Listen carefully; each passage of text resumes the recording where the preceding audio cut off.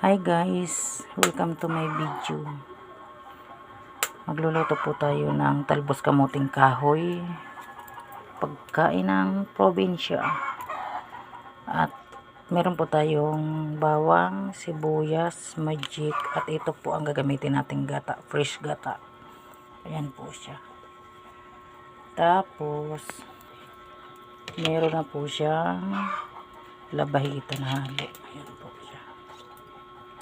Unang gata lang po yan. Tapos ayan po yung pangalawang gata. Ayan po siya guys.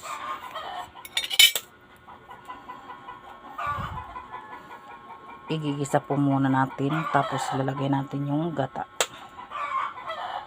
Ayan na po guys. Magigisa na po tayo.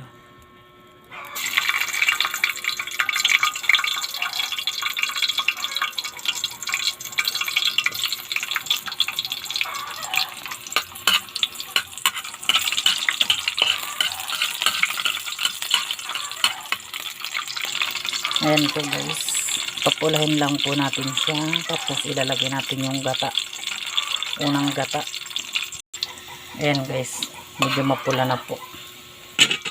Ilalagay na natin yung gata.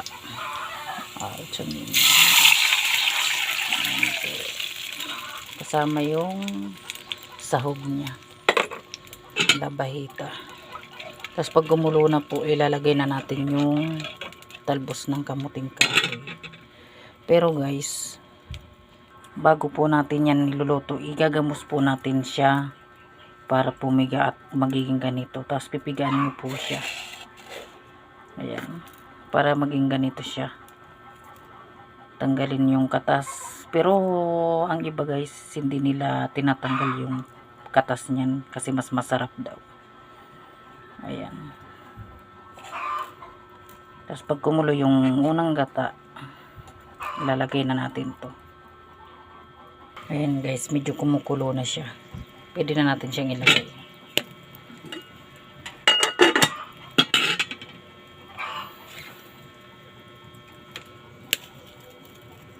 Ayan.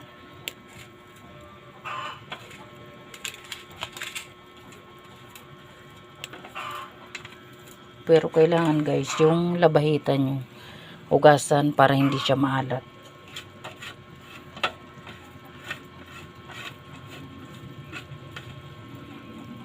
Ayan po.